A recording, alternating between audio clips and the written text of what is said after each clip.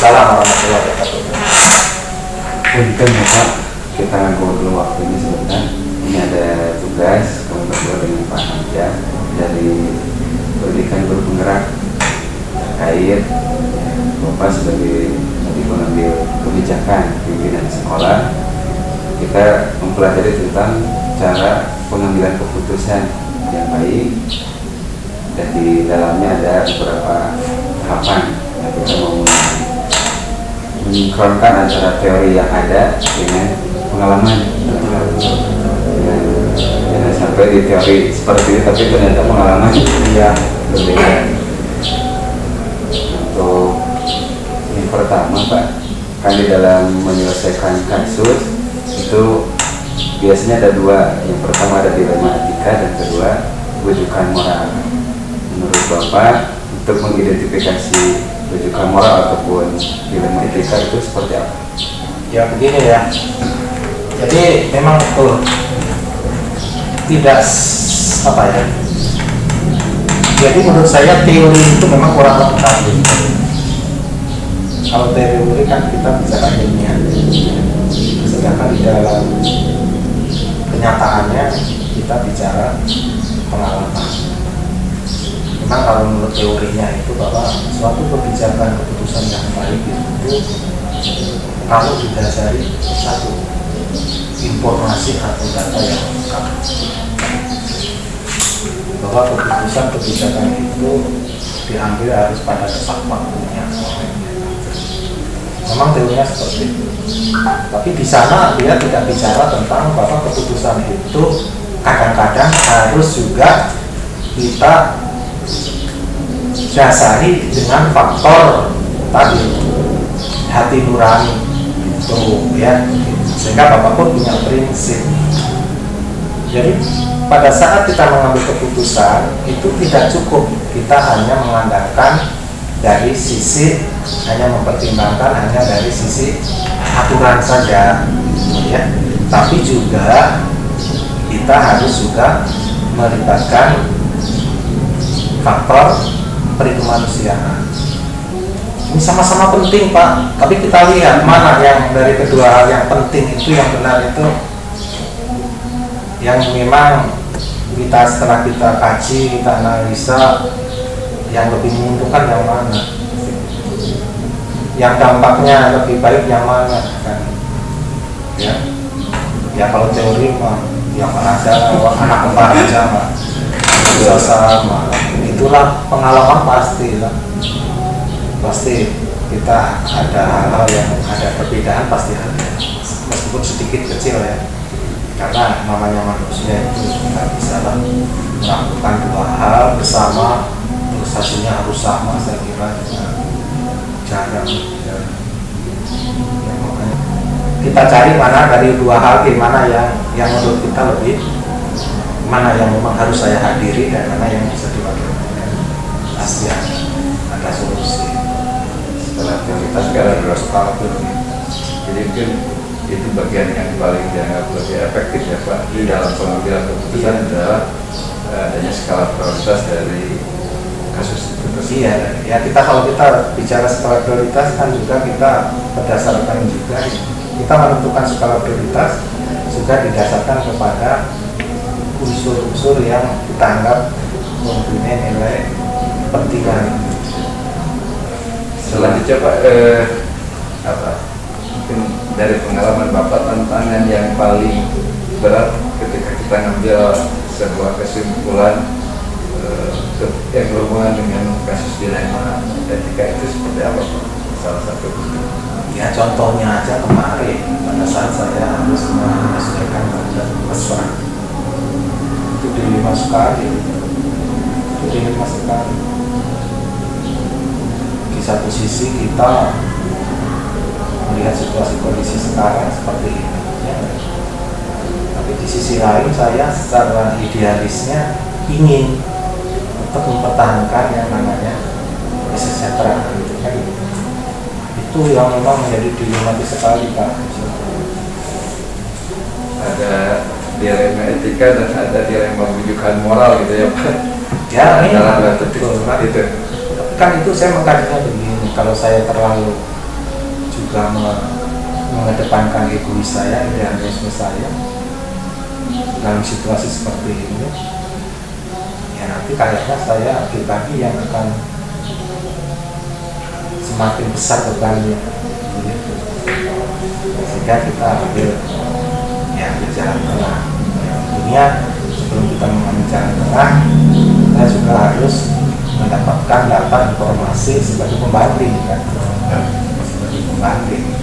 Jangan sampai keputusan kita itu nanti ya kalau menurunkan keserah jangan sampai terlalu terjun kan ya, kalau teman lain kalau 40 ya kita samakan dan didiskusikan dengan keuangan kemampuan kita itu kira-kira bagaimana dalam kondisi sekarang ini seperti sekarang ini. Jadi tergantung dalam pengambilan keputusan Pak, apakah Bapak itu sendiri atau ditemani dengan beberapa orang atau ada faktor yang lain yang bisa mempermudah pengambilan? Ya kita haruskan kita bekerja itu tidak superman, tapi super tim kan. Ya kita diskusi dengan teman, bisa ada masukan-masukan yang memang bisa lebih memberikan keputusan itu lebih berkualitas. Perlunya kita mari ya selama masih ada waktu untuk mari.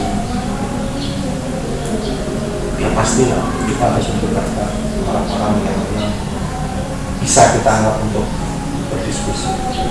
Frekuensinya Pak. Frekuensi. Tapi kalau orangnya yang nggak mau tahu kan, wah nggak bisa jadi diskusi. Jadi orang yang memang sefrekuensi dengan kami, ini permasalahannya seperti itu cikumaha. Artinya jangan terpegang pada kepentingan individu, itu kita harus berpikirnya kepentingan seorang.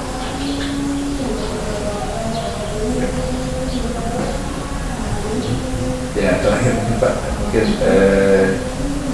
dari kasus tentang dilema etika yang mungkin dari pengalaman Bapak selama ini ya, dan khususnya bagi kami yang bisa menjadi pelajaran. Iya intinya itulah, kita jangan tergesa-gesa. Saya punya prinsip lebih baik saya mundur satu langkah harus melesat 10 langkah. Itu prinsip dapat seperti orang lari sprint kan gitu. Selalu pesan ternyata jadi orang sabar itu enak. Jadi orang sabar itu mudah tersinggung, mudah marah ya. Jadi gampang senyum gitu, kayak begini di orang kayak orang pesabar kayak kata agama mas sabar, kata kuncinya itu. Makanya Bapak selalu menanamkan kan hidup kata kuncinya harus sabar. Jadi dengan kesabaran itu kayaknya sifatnya universal kayak gini, kalau diterapkan di keluarga bisa, diterapkan di tempat kerja bisa.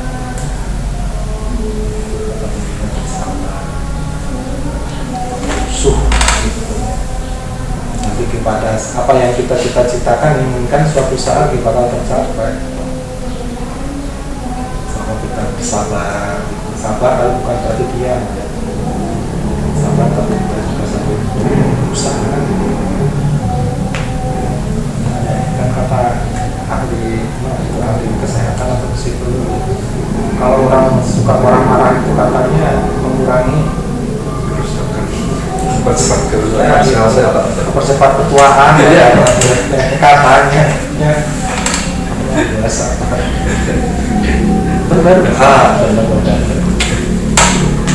untuk orang yang kita sifat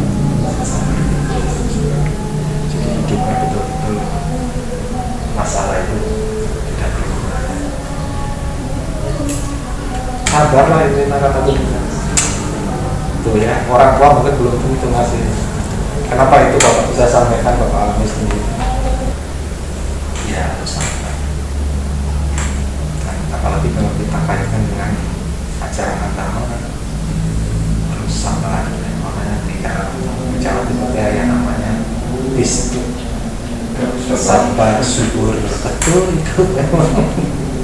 orang yang sabar mah bakal subur. Coba kalau orang sok uring-uringan apa seresep kan. Makanya kalau memang kita mempunyai cita-cita apalagi sebagai kepala sekolah, ya kuncinya harus sabar. Harus sabar. Ya, gitu ya kan ya.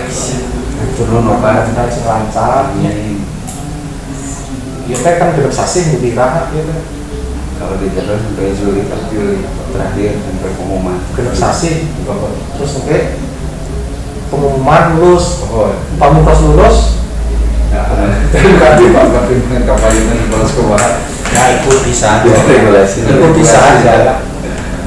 Kita ikuti, tapi insya Allah kita setidaknya kalau sudah mempunyai sertifikat pendidik penggeraknya, untuk guru penggerak pasti oleh pemerintah yang akan dijadikan pertimbangan. Ya nggak ada salahnya kita mengikuti program-program pemerintah. Ya, ya sementara situnya. terima kasih Pak contohnya saya jadi pembelajaran pengalaman untuk kami Jangan mengedepankan ego kita. Kalau kita juga memposisikan sebagai posisi orang itu, nah di situ kita akan, menurut bapaknya, akan lebih bijak. Dan kebijakan kita mah tetap memikirkan orang lain juga. Ya, gitu ya Pak Ustaznya. Saya terus.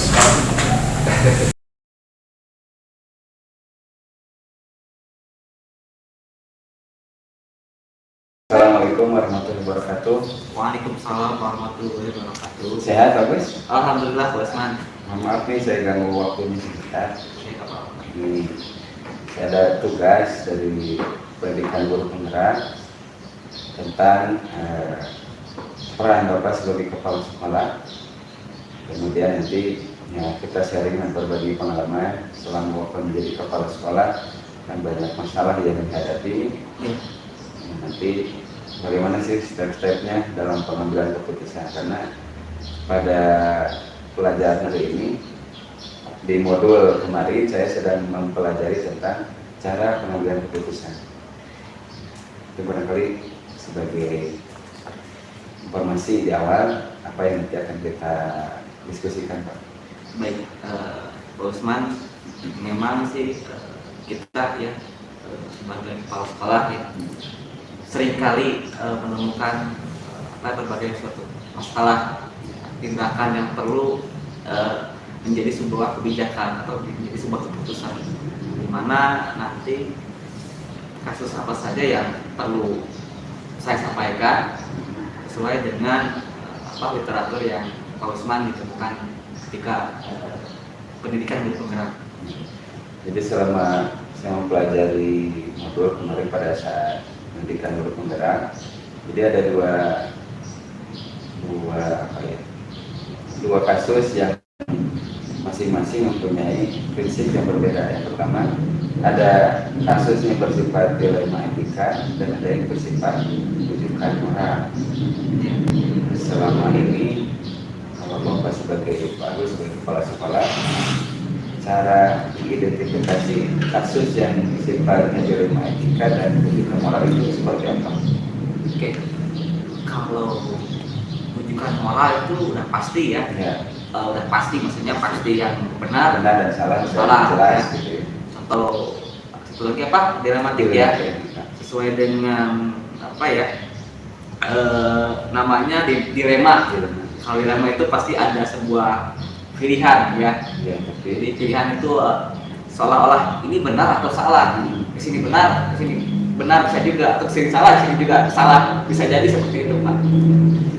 Jadi kalau dilema etika yang saya pelajari itu ada dua keputusan yang sama-sama benar. Iya. Tapi ada salah satu yang harus dipilih. Iya. Itulah prioritas. Kira-kira pada saat Pak Agus mengambil menjalankan keputusan tadi, adakah dua kepentingan yang sama-sama benar atau mengandung nilai kebajikan? Pernah nggak gitu? Oke, ada sih. Contoh kemarin seperti keputusan tahun 2021 itu ada guru yang lulus P3K ya. Di guru kami itu ada 3 ya, ada guru akuntansi, kemudian guru multimedia, dan 1 operator. Guru akuntansi tersebut mereka bendaharanya, guru multimedia 1 operatornya. Mereka sama-sama lulus ya, tapi bukan di sekolah kami, tetapi dengan formasi yang mereka pilih di sekolah negeri. Nah, itu menjadi satu dramatis buat kami di sini untuk memutuskan apakah langsung dikeluarkan atau ini harus bagaimana, karena memang guru tersebut itu memegang peranan jabatan yang penting di sekolah kami gitu kan. Karena memang tujuannya mencerdaskan kehidupan bangsa, atau mereka mau dimanapun juga sama-sama tujuannya mencerdaskan kehidupan bangsa. Kontrak ya, beda dengan PNS. Kalau pegawai negeri itu kan bisa ditugaskan atau pindah mutasi, tapi kalau misalkan P3K itu ada kontraknya di dinas pendidikan, ketika pindah ke yayasan itu pasti dia putus kontrak gitu Pak. Karena itu ya tadi juga ada kasihan juga kita kan kalau kita langsung memaksakan harus di sini. Saya membaca aturan tentang peraturan pemerintahnya, kemudian peraturan BKN-nya, ternyata itu memang nggak bisa dipaksakan untuk P3K. Dilema etikanya Pak. Nah, ketika menghadapi kasus seperti itu, prosedur apa yang Bapak tempuh untuk menyelesaikan keputusan? Oke, prosedurnya yang tentunya dengan analisis Pak, jadi analisis yang matang. Apakah step-stepnya ini yang pertama saya ajak dulu ngobrol. Jadi saya rapatkan dulu si guru tersebut ya, ngobrol ya, apakah mau dilanjut atau enggak. Nah, kemudian mereka juga sedikit bimbang gitu. Kemudian saya juga tanyakan juga ke unsur stakeholder yang lain seperti kepala cabang dinas, kemudian kepala bidang BTK gitu. Seperti harus gimana, apakah langsung dikeluarkan, apakah bisa diperbantukan. Kalau dulu kan ada PNS ada BTK gitu. Nah, ternyata memang setelah kami berkomunikasi dengan Pak KCD dan Pak GTK itu tidak bisa kalau untuk P3K gitu. Nggak bisa karena memang itu kontrak. Ya, kalau kontrak itu kalau sertifikatnya di logistik udah aja di listing gitu. Nggak tahu kalau nanti ada perubahan undang-undang. Nah, itu yang saya khawatirkan itu kalau saya pertahankan di sini itu nggak bisa gitu. Makanya saya berikan kebebasan. Kemudian yang selanjutnya saya akan rekrutmen itu step yang selanjutnya itu untuk mengganti guru yang P3K tersebut, karena memang itu nggak langsung saya ganti, saya harus cari dulu kemudian ajari ya, karena tadi kan satu guru operator harus mengajari ya, membimbing, membina operator yang baru gitu ya. Kemudian sisi harus merekrut guru gitu kan, itu juga ada tahapan yang panjang, nggak langsung saya berhentikan begitu saja. Nah, selama ini hal-hal apa yang Bapak anggap efektif dalam pengambilan keputusan, terutama tadi berdasarkan saya kasus tadi? Yang paling efektif adalah ya tadi koordinasi Pak. Karena kalau saya langsung memutuskan sendiri atau sepihak itu takutnya salah Pak. Karena memang saya sendiri sebagai pimpinan bisa saja secara otoritas mengambil kebijakan langsung aja ganti, langsung saja keluar atau memaksakan harus di sini bisa saja. Cuman kan itu nggak baik juga buat saya dengan pribadi saya, juga buat mereka yang lulus gitu Pak. Jadi kita harus ajak seperti apa sih kebutuhan mereka, ya, keinginan mereka seperti apa gitu. Selama ini tentu Pak Gus juga mengalami banyak tantangan dalam pengambilan keputusan. Kira-kira ya apa sih tantangannya selama ini? Oke, tantangannya tadi ya, karena peraturan ya. Jadi kalau peraturan P3K tersebut memang nggak bisa ditempatkan di instansi yayasan seperti kita, itu akan jadi putus kontrak ya. Jadi itu pegawai pemerintah. Nah, sedangkan kita kan bukan pemerintah, tapi kita adalah instansi swadaya masyarakat, ya, di mana kita suatu pemerintahan juga tapi di masyarakat, jadi bukan pemerintahan secara terpusat seperti di dinas-dinas gitu. Itu yang jadi itu adalah peraturan Pak yang saya baca atau yang saya lihat. Nah, untuk menyelesaikan masalah tadi atau masalah-masalah yang lain, biasanya Pak Agus itu langsung memutuskan hari itu atau punya di jadwal tentang waktu sekian hari atau gimana gitu? Enggak Pak, jadi gitu saya kan harus mempertimbangkan hal-hal lain itu tadi ya. Tadi kan saya koordinasi, kemudian saya melihat peraturannya, dasar hukumnya, itu kan salah satu tahapan menimbang, ya, menimbang. Kemudian saya juga harus memperhatikan nasib mereka yang lulus, kemudian nasib sekolah kita yang ditinggalkan, kemudian apa konsekuensinya, baru memutuskan. Jadi hal-hal seperti itu harus dipikirkan secara matang-matang, mulai dari tadi ya, perhatikan, menimbang sampai memutuskan. Ya, kalau memutuskan itu saja secara sepihak, itu bisa saja benar, bisa juga salah gitu Pak. Ini sama dengan yang dipelajari saya. Jadi dalam pengambilan keputusan itu setidaknya ya harus memuat 9 langkah. Mulai dari mengenali nilai yang saling bertentangan. Tadi kan sebetulnya ada nilai-nilai yang dilema etika, ada jangka panjang, ada yang kasihan, ada jangka pendek. Itu sudah diidentifikasi oleh Pak Agus tadi. Kemudian yang terlibat, siapa saja yang terlibat, tadi juga oleh Pak Agus disebutkan banyak stakeholder yang dilibatkan dalam pengambilan keputusan. Kemudian ada pengumpulan fakta-fakta yang relevan. Tadi aturannya yang Bapak kumpulkan. Kemudian Bapak juga sudah melakukan pengujian benar atau salah. Jadi kan memang masuknya ke dilema etika yang sama-sama benar, gitu ya. Tapi harus satu yang diputuskan. Kemudian Pak Agus juga menguji dengan paradigma benar lawan benar. Emang sama-sama benar aturannya harus dijalankan, tapi di sisi lain ada aturan lain yang sama-sama Pak Agus harus dijalankan sepenuhnya. Kemudian ada prinsip solusi, investigasi opsi trilemma. Menurut Pak Agus kan ada satu keputusan yang harus diambil, tapi selama keputusan tadi apakah ada opsi yang lain yang sebenarnya apa terbesit dalam pikiran Pak Agus selain mengganti atau mencari orang lain, terbesit tidak opsi yang lain? Ada Pak. Apa kira-kira Pak? Jadi begini, itu secara kedinasan mereka di sekolah tersebut ya, secara kedinasan, tapi secara pekerjaan bisa di sekolah kami bisa itu karena bisa. Tapi itu kan saya tetap atas izin kepala dinas, kabin GTK dan juga kepala cabang dinas. Karena itu kalau saya ambilkan secara sepihak kan itu kan tanpa pengetahuan mereka kan kita salah juga gitu. Yang saya inginkan itu bolehlah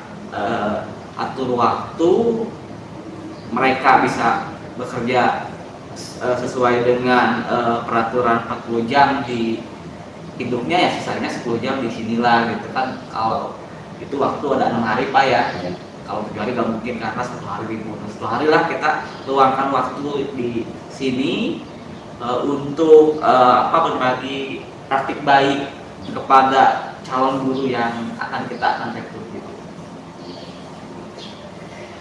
Nah sekarang faktor-faktor apa yang selama ini untuk Pak Agus juga yang bermudah dalam pengambilan keputusan? Nah, faktornya pertama sih urgensi ya Pak ya. Jadi apakah guru tersebut urgent harus dikeluarkan langsung atau enggak, itu yang pertama. Yang kedua masalah ya, finansial juga ya. Nah kalau saya pertahankan di sini, apakah saya sanggup membayar atau memberikan finansial sama dengan P3K atau tidak? Saya pertimbangkan juga Pak. Kemudian